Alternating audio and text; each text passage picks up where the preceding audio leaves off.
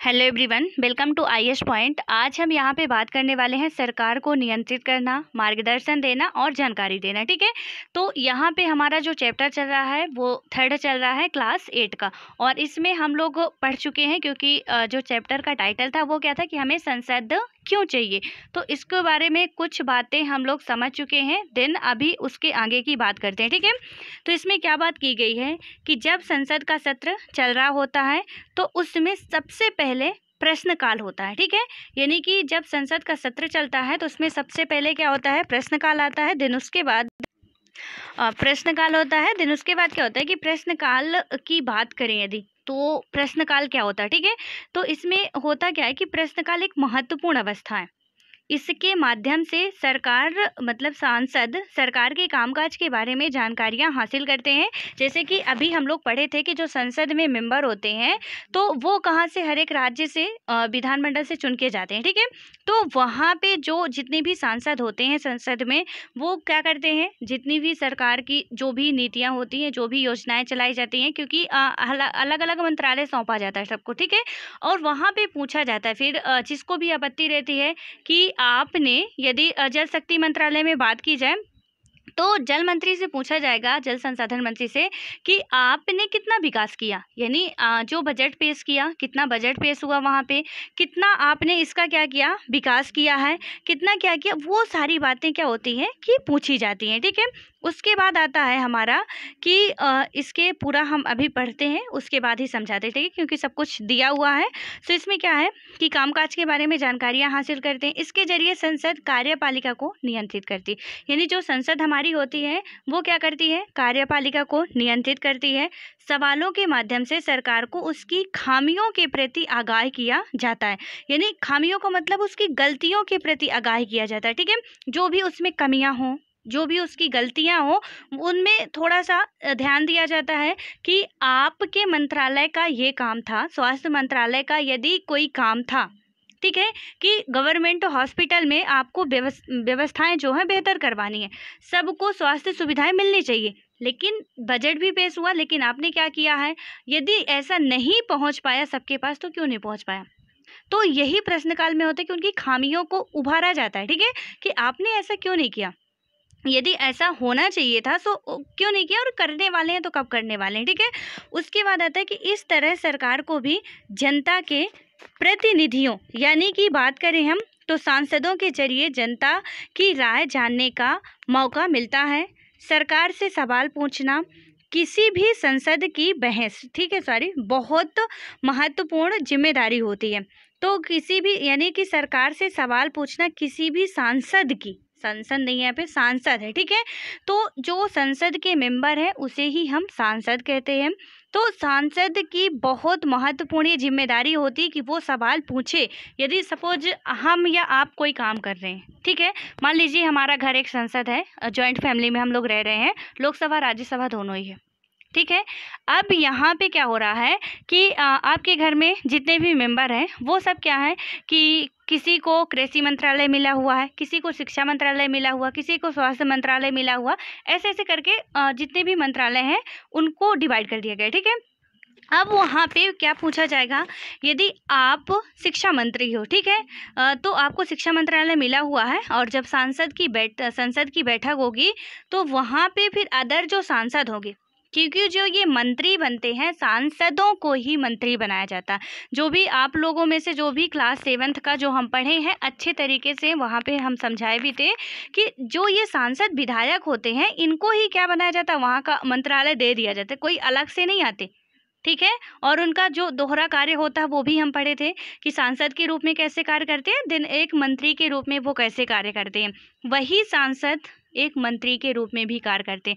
आप देखते हो कि हम बात करते हैं, ये अमेठी से सांसद चुन के गए हैं, ये गुजरात से सांसद चुने गए हैं, ये इस क्षेत्र से सांसद चुने गए हैं, वही सांसद मंत्री बनते हैं। और आप बिल्कुल अभी मेरी बातों पे यकीन ना हो रहा हो, आपके लिए होमवर्क है, आज आप पता करोगे शिक्षा मंत्री जो भी हैं और रक्षा मंत्री जो भी हैं, वित्त मंत्री जो भी हैं, सबसे पहले आप लोगों के लिए होमवर्क ये है कि वो किस क्षेत्र के सांसद चुन के आए हुए हैं। ठीक है, और बिल्कुल आपको पता चलेगा कि ये लोग किसी ना किसी क्षेत्र के सांसद हैं पहले, उसके बाद मंत्री हैं। ठीक है, तब आपको समझ में आएगा कि हाँ कुछ ऐसा वहाँ का प्रोग्राम होता है। क्योंकि अब अलग से तो नहीं कि कुछ सांसद बैठा दिए जाएंगे और कुछ मंत्री बनाए जाएंगे, ऐसा बिल्कुल नहीं है। क्योंकि उनकी लिमिट रहती है कि 545 मेंबर लोकसभा में होने, 245 मेंबर राज्यसभा में होने हैं। सो वहाँ पे अब अलग अलग नहीं कर सकता, ठीक है। तो ये वही सांसद होते हैं जो कि मंत्री के रूप में भी काम करते हैं, सांसद के रूप में भी काम करते हैं, ठीक है। और इसीलिए जिम्मेदारी होती है कि भाई आप यदि रक्षा मंत्री हो, ठीक है, तो हम शिक्षा मंत्री हैं। यदि हमने बेहतर किया नहीं किया डजेंट मैटर, लेकिन हम आप पे सवाल ज़रूर उठाएंगे, क्योंकि हम सब आदत से मजबूर होते हैं और मजबूर होना भी पड़ता है। और यदि हम पे कोई सवाल ना उठाए, अच्छा हम कोई काम कर रहे हैं, ठीक है, हमको कोई काम सौंपा गया, हम काम कर रहे हैं, हम पे कोई नहीं उंगली उठा रहा, तुम क्या कर रहे हो, कहाँ जा रहे हो, कैसे कर रहे हो, कोई नहीं बोलने वाला, ठीक है। तो आपको क्या लगता है कि हम लोग क्या प्रॉपर तरीके से एक डिसिप्लिन में चल पाएंगे? बिल्कुल नहीं। फिर तो हम मनमाना चलेंगे ना, हमारा जो मन करेगा वो करेंगे, जहाँ जाना है वो वहाँ जाएंगे, जितना पैसा खर्च करना उतना करेंगे, फिर तो हमें किसी की परवाह ही नहीं रहेगी। इसलिए सवाल उठाया जाता है कि इतना पैसा मिला, इतना बजट पेश हुआ, ये इतना करने को कहा गया, आपने किया क्या? यदि किया तो कहाँ कहाँ पैसा लगाया, कैसे कैसे किया, वो सारा ब्यौरा देना पड़ता है सभी को, ठीक है। और ये जरूरी भी है। उसके बाद है कि लोकतंत्र के स्वास्थ्य संचालन में विपक्षी दल एक अहम भूमिका अदा करते हैं। वे सरकार की नीतियों और कार्यक्रमों की खामियों मतलब कमियों को सामने लाते हैं और अपनी नीतियों के लिए जन समर्थन जुटाते हैं, ठीक है। यानी कि कहीं ना कहीं विपक्षी दल का भी एक बहुत बड़ा रोल होता है। हम ऐसा नहीं कर सकते। यहाँ पे हम अपने से एग्जाम्पल लेते हैं, ठीक है। सपोज हम लोग पढ़ रहे हैं, यूपीएससी की तैयारी कर रहे हैं। अब इसमें होता क्या है कि विपक्षी दल के आपके जो होंगे, ठीक है, इसको पॉलिटिक्स से आपको ऐड करके पढ़ना है। अब आपके कोई विपक्षी दल के हैं, वो क्या बोलते हैं, जो कि आपसे बहुत जलते चिढ़ते रहते हैं, अरे यूपीएससी कर रहा, मतलब खेल है क्या, तो यूपीएससी कर लेगा, कुछ ऐसे वर्ड बोलते हैं, ठीक है। वहाँ पे हमको क्या लगता है कि एक अंदर से, यदि हम एक पॉजिटिव इंसान है तो हमको अंदर से एनर्जी आती है, ठीक है। हेजिटेट होने की वजह एनर्जी आती है, क्योंकि वो हमारे विपक्षी दल का है। वो यदि उसने बोल दिया कि तुम ऐसा नहीं कर सकते हो, तो फिर हमारे अंदर वो पॉजिटिविटी आती है ना कि हम कर ही लेंगे, वो एनर्जी आती है ना कि मैं तो अब करके ही दिखाऊंगी या दिखाऊंगा, तूने ऐसा बोल क्यों दिया। यदि विपक्षी दल का बोलता है, और यदि वहीं आके कोई दोस्त बोल रहा है, कोई फैमिली मेम्बर बोल रहे हैं, अरे मेरा बेटा या बेटी बहुत होनहार है, बड़े होशियार है, ये तो कर ही लेंगे, हो गया, तब तो हम क्या और चने के झाड़ में चढ़ रहे हैं जहाँ शाखे पत्ते कुछ नहीं है, और फिर ऐसे नीचे गिरते हैं कि हाथों पैर नहीं टूटते हैं।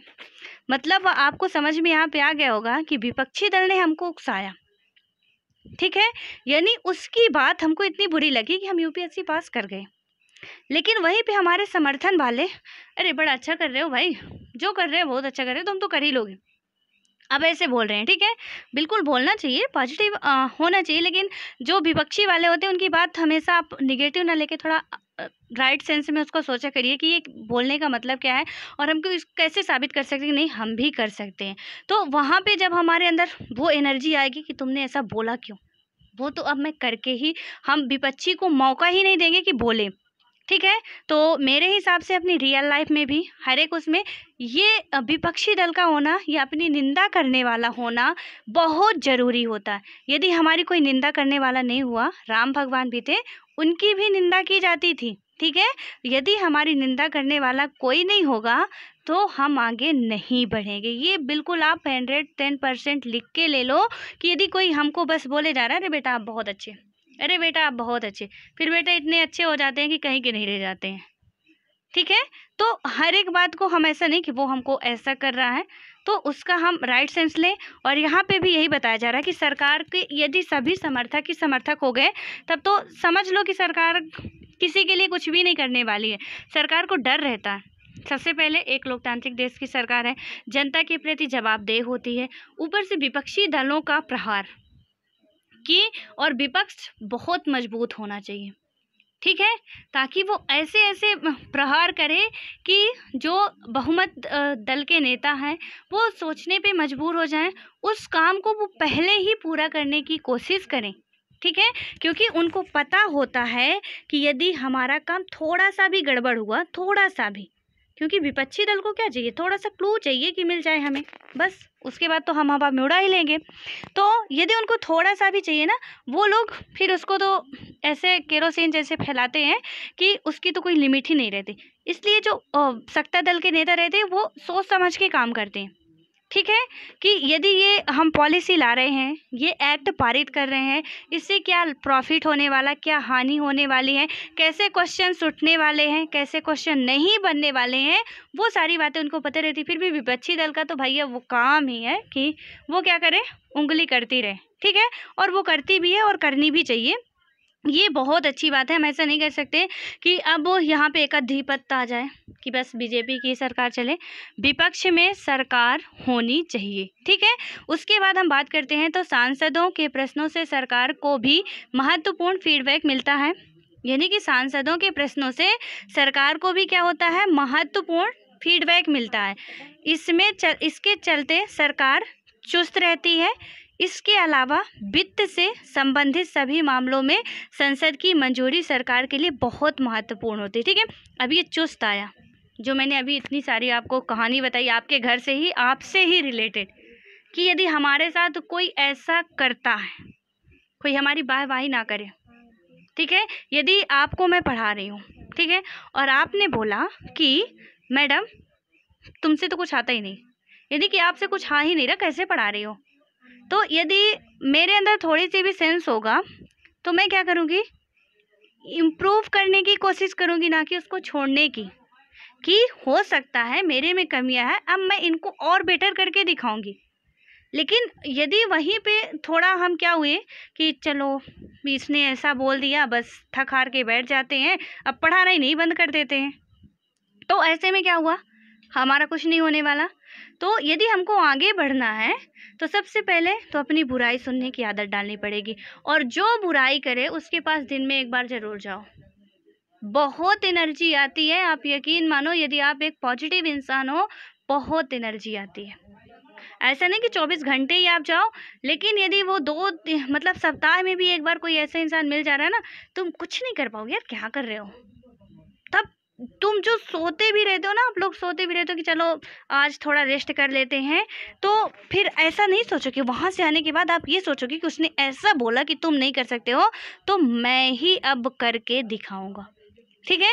यानी कि फिर हमारे अंदर तुरंत, जहाँ हम थोड़ा क्या हो रहे थे कि चलो 6 दिन पढ़ते हैं, 6 दिन बाद थोड़ा आराम करेंगे अब संडे को, लेकिन संडे को उस व्यक्ति ने हमको जगा दिया कि तुम क्या कर रहे हो, तुमसे तो होगा ही नहीं, तभी हमारे अंदर फिर एनर्जी आ गई, अरे हम कर सकते हैं, मुझे सोना नहीं है, पढ़ना है, ठीक है, कोई रेस्ट वेस्ट नहीं करना जब तक हमारा यूपीएससी क्लियर नहीं होता। बस उसी तरह है कि जब विपक्षी दल के होंगे तो जो संसद होती है वो भी चुस्त दुरुस्त रहती है, यानी बेहतर तरीके से काम करने के लिए वो बाध्य है, करेगी, वरना उसको जवाब देना पड़ेगा और घेरे में आ जाएगी, ठीक है। इसके अलावा क्या होता है कि वित्त से संबंधित सभी मामलों में संसद की मंजूरी सरकार के लिए बहुत महत्वपूर्ण होती है। यह उन कई तरीकों में से एक है जिसके माध्यम से संसद सरकार को नियंत्रित करती है, ठीक है, उसका मार्गदर्शन करती है और उसको सूचित करती है। जनप्रतिनिधियों के रूप में संसद को नियंत्रित, निर्देशित और सूचित करने में सांसदों की एक अहम भूमिका होती है, और यह भारतीय लोकतंत्र का एक मुख्य आयाम है, ठीक है। तो ये जो संसद होती है, बहुत सारे इसके काम होते हैं, अभी तक हमने जो समझा, और इसीलिए हम कह सकते हैं कि संसद हमें इसलिए ज़रूरी होती है, ठीक है। उसके बाद हम आगे की बात करें यदि, तो क्या है, कानून बनाना। कानून बनाना, अब इसमें हम बात करें तो कानून बनाना संसद का एक महत्वपूर्ण काम है। इसके बारे में हम अगले अध्याय में पढ़ेंगे। अभी जो हमारा अभी नेक्स्ट चैप्टर आने वाले, मैंने आपको बताया अभी कि पूरा संविधान जो है सब में गोता लगाने वाले हैं, बस थोड़ा थोड़ा क्या कर रहे हैं कि अभी ओवरव्यू उसका जान रहे हैं, ऊपर ऊपर का, ठीक है। उसके बाद हम बात करें संसद में कौन लोग होते हैं, तो संसद में कौन लोग होते हैं इसके बारे में बात करें तो संसद में विभिन्न पृष्ठभूमि वाले लोगों की संख्या बढ़ती जा रही है। उदाहरण के लिए यदि हम बात करते हैं, जब ग्रामीण पृष्ठभूमि वाले सदस्यों की संख्या पहले से ज़्यादा है, बहुत सारे क्षेत्रीय दलों के सदस्य भी अब बढ़ गए हैं। जिन समूह और तबकों का अब तक संसद में कोई प्रतिनिधित्व तो नहीं था, वे अब चुनाव जीतकर आने लगे हैं। ठीक है। यानी कि संसद में कौन कौन लोग रहते हैं, हमको इसका आंसर ढूंढना है। तो इसको आप ध्यान से समझना कि क्या बात कही जा रही है कि संसद में विभिन्न पृष्ठभूमियों वाले, ठीक है, विभिन्न पृष्ठभूमियों को मतलब कई क्षेत्रों से जाते हैं, लोगों की संख्या बढ़ती जा रही है। उदाहरण के लिए जब ग्रामीण पृष्ठभूमि वाले सदस्यों की संख्या पहले से ज़्यादा है, बहुत सारे क्षेत्रीय दलों के सदस्य भी अब बढ़ रहे हैं। क्षेत्रीय दलों का हमने 2 दलें देखी हैं, ठीक है, वहाँ पे राष्ट्रीय दल था और क्षेत्रीय दल भी था। राष्ट्रीय दल की जो पार्टियां थी उनको भी हमने देखा है, और क्षेत्रीय दल की जो भी पार्टियां थी उनके बारे में भी हम लोग बात की है, ठीक है। वो जो थी, तो इनमें क्या था कि अब क्षेत्रीय दलों के भी जो सदस्य हैं वो बढ़ रहे हैं। जिन समूहों और तबकों का अब तक संसद में कोई प्रतिनिधित्व नहीं था, यानी कि जिन समूहों का या जिन पार्टियों का संसद में हमारा कोई भी प्रतिनिधित्व नहीं रहता था, वे अब चुनाव जीतकर आने लगे हैं, ठीक है। उसके बाद अब हम बात करें, दलित हो गया, पिछड़ी जातियों और अल्पसंख्यकों की राजनीतिक हिस्सेदारी भी बढ़ रही है। यानी पहले क्या होता था, हम क्लास 6 में 7th में भी पढ़े हैं कि दलित महिलाओं, ठीक है, दलित वर्ग के लोग यानी SC ST के लोग, उसके बाद महिलाओं को भी ये चुनाव वगैरह में नहीं शामिल किया जाता था। पिछड़ी जातियों और अल्पसंख्यकों, जो कि अल्पसंख्यक समुदाय के लोग थे, उनको, और अल्पसंख्यक का मतलब आपको मैं बता चुकी हूँ अच्छे तरीके से, जो भी नए हैं उनके लिए, कि अल्पसंख्यक का मतलब होता है यहाँ पे कि जैसे सपोज आपके घर में यहाँ पे आप हिंदू हो, ठीक है, हिंदू के यदि 200 घर हैं आपके गांव में, ठीक, आपके गांव में 200 घर हिंदू के हैं, और वहीं पे 10 घर, ओनली 10 घर क्या है, सिर्फ सिख के हैं, ठीक है। तो आप यहाँ पे क्या कहलाओगे, आप तो बिल्कुल बहुसंख्यक लोग हो गए। 200 घर हैं, 200 घर में 4-5 भी मेंबर हो गए तो काफ़ी ज़्यादा हो जाते हैं, लेकिन यहाँ पे 10 ही घर हैं। ये लोग अल्पसंख्यक हो गए, ये सिख लोग हैं, ये क्या हो गए, अल्पसंख्यक समुदाय के लोग हो गए, ठीक है। तो अब जनसंख्या इनकी है भाई, तो मेजोरिटी इनकी आएगी, लेकिन अल्पसंख्यकों को भी फिर क्या है, स्थान दिया जाने लगा, ठीक है। अपना संविधान बनने के बाद सारी व्यवस्थाएं जो सुचारू रूप से चलने लगी थी, तो उनमें पिछड़ा वर्गों के लिए, हालांकि यहाँ पे महिलाओं के लिए बात नहीं की गई है, लेकिन महिलाओं के लिए भी क्या है, अब स्थान दिया जाने लगा है, और ये सारों की जो है हिस्सेदारी बढ़ गई है। और निम्नलिखित तालिका से पता चलता है कि अलग अलग सालों में लोकसभा के लिए वोट डालने वाली आबादी का प्रतिशत कितना था, ठीक है। तो यहाँ पे वोट डालने वाले यानी कि ऐसे नहीं जो चुन के जाते हैं, जो चुनते हैं उनकी कितनी है। तो यहाँ पे यदि हम बात करते हैं लोकसभा चुनाव वर्ष और मतदान प्रतिशत, ठीक है, तो पहली लोकसभा, यानी कि हम बताए थे ना आपको कि अभी 17वीं हमारी लोकसभा चल रही है, हर 5 साल बाद जब चुनाव होता है उसे हम एक लोकसभा गिनते हैं, ठीक है। तो यहाँ पे क्या होता है, पहली लोकसभा 1991-92 में, 51-52 में चुनाव होता है, क्योंकि 1950 में संविधान लागू होता है, उसके जस्ट 1 साल बाद ही संविधान लागू होता है, ठीक है। तो 1951-52 में जब चुनाव कराया जाता है, तो इसमें क्या होती है, ये पहली लोकसभा होती है, और मतदान प्रतिशत की यदि हम बात करें तो 44.87% पहली जो लोकसभा होती है उसमें, ठीक है। उसके बाद चौथी की बात करें 1967, इसमें क्या होता है कि 61.04% लोग हैं मतदान डालते हैं, और 5वीं में यानी 1971 में 55.27, और 6ठी में 1977 में 60.59, और 8वीं में कितना है 63.56, 10वीं में 1991 में 56.73, और 14वीं लोकसभा यानी 2004 में 58.07, ठीक है। यानी कि क्या है कि पहले 44 जहाँ डाले जा रहे थे, मतदान प्रतिशत था 44%, वहीं आज 58% हो रहा। हालांकि छठी पंचवर्षीय योजना की बात करें हम, या कि चौथी पंचवर्षीय योजना में, तो यहाँ भी मतदान काफ़ी मात्रा में पड़े थे, लेकिन कभी रेशियो घटता है कभी बढ़ता है, ठीक है। 8वीं पंचवर्षीय योजना में आप देख रहे हो कि 63.56% है, तो यहाँ पे कभी रेशियो घटता रहता है मतदान वालों का, कभी बढ़ता रहता है। उसके बाद आता है कि देखने में आया कि प्रतिनिधि मूलक लोकतंत्र अपने समाज को पूरे तौर पर सही ढंग से प्रतिबिंबित नहीं कर सकता। ये ठीक है, यह बात साफ दिखाई देने लगी है कि जब हमारे हित और अनुभव अलग अलग होते हैं तो एक समूह के व्यक्ति सबके हित में आवाज़ नहीं उठा सकता। यानी कि यहाँ से सीधे स्पष्ट हो रहा है, ठीक है, कि किसी एक समूह का व्यक्ति या कि किसी एक राजनीतिक दल का नेता सबके हित की बात नहीं उठा सकता। जैसे सपोज यदि भारत में अभी कांग्रेस भी है, बीजेपी भी है, आम आदमी पार्टी भी है, जनता दल भी है, बहुजन समाज पार्टी भी है, ठीक है, यदि यहीं पे सिर्फ और सिर्फ बीजेपी का राज आ जाए, ठीक है, जब बीजेपी की सत्ता आ जाएगी पूरे देश में, हालांकि कुछ अभी आधे देश में कह सकते हैं कि है, ठीक है, तो क्योंकि काफ़ी ज़्यादा मेजोरिटी है, बिना गठबंधन के ही इस बार सरकार बनी है और भारी मतों से, ठीक है, तो यहाँ पे यदि ऐसा कुछ हो जाता है तो वो सबके हित की बात नहीं सोच सकते हैं, और आज नहीं वो कभी नहीं सोच सकते हैं, क्योंकि हम सोच सकते हैं क्योंकि हमको अपने घर की प्रॉब्लम दिखती है, ठीक है, यदि हम अपने घर में हैं तो सिर्फ और सिर्फ हमको अपने घर की प्रॉब्लम दिखेगी, और यदि घर के बाहर हमारे घर में अलग अलग जगह के लोग रहते हैं, वो सब अपने अपने हिसाब से काम करेंगे, ठीक है। यदि आप ये देखिए कि संसद में यदि एक ही पार्टी के लोग होते, वो सब एक ही तरह से चलते, लेकिन जहाँ अलग अलग पार्टी के लोग हैं वो सवाल उठाते हैं, और ये बहुत ज़रूरी होता है, ठीक है। यदि अलग अलग नहीं हुए तब तो बिल्कुल भी हम कह ही नहीं सकते कि लोकतांत्रिक देश में रह रहे हैं, बहुत बड़ी समस्या क्रिएट हो सकती है, और अलग अलग होना भी ज़रूरी होता है, ठीक है। इसी बात को ध्यान में रखते हुए संसद में कुछ सीटें अनुसूचित जातियों यानी कि एससी, ठीक है, ये अपना जो सरकारी वर्ग सरकार के द्वारा दिया गया ये शब्द है, जैसे हम ना कह के कि नीच वर्ग, दलित वर्ग, ऐसे ना कह के इनको एक सम्मानजनित वर्ड से उपयोग किया जाए, तो इसमें अनुसूचित जातियों के लिए क्या वर्ड यूज किया गया, और डायरेक्ट क्वेश्चन पूछा जाता है, ठीक है, कि अनुसूचित जातियों के लिए सरकार के द्वारा कौन सा वर्ड उपयोग में लाया जाता है, वहाँ पे क्या होगा, एससी, ठीक है, एससी शेड्यूल कास्ट यानी कि बात करें, और अनुसूचित जनजाति के लिए यानी कि एसटी शेड्यूल ट्राइब, ठीक है।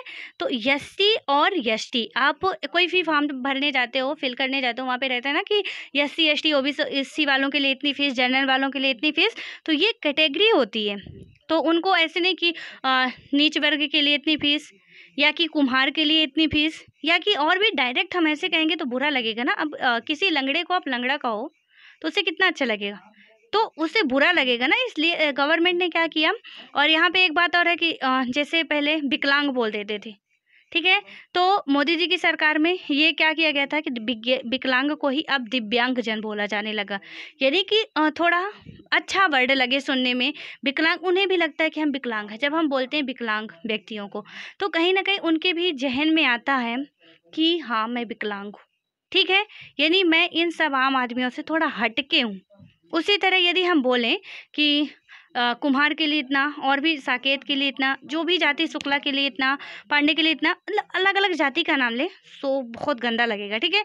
इसलिए ये पूरा हिंदू जाति के लिए एससी हो गया और एसटी हो गया, और इसको याद रखना कि अनुसूचित जाति के लिए क्या है और अनुसूचित जनजाति के लिए क्या है, क्योंकि जब हम 7th क्लास के एनसीईआरटी पढ़े थे उसमें हम क्वेश्चन भी देखे थे। क्वेश्चन बस इसी का आया था कि सरकारी शब्द क्या यूज किया जाता है इनके लिए, वो पता होना चाहिए, ठीक है।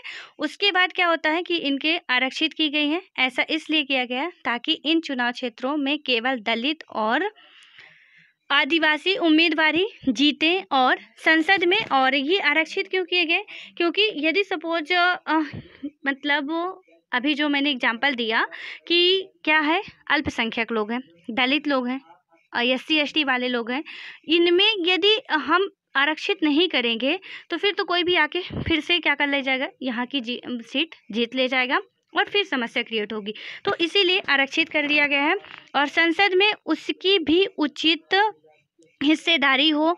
उनसे उम्मीद की जाती है कि वे दलितों और आदिवासियों की ज़िंदगी से जुड़े मुद्दों का ज़्यादा अच्छी तरह से संसद में उठा सकेंगे।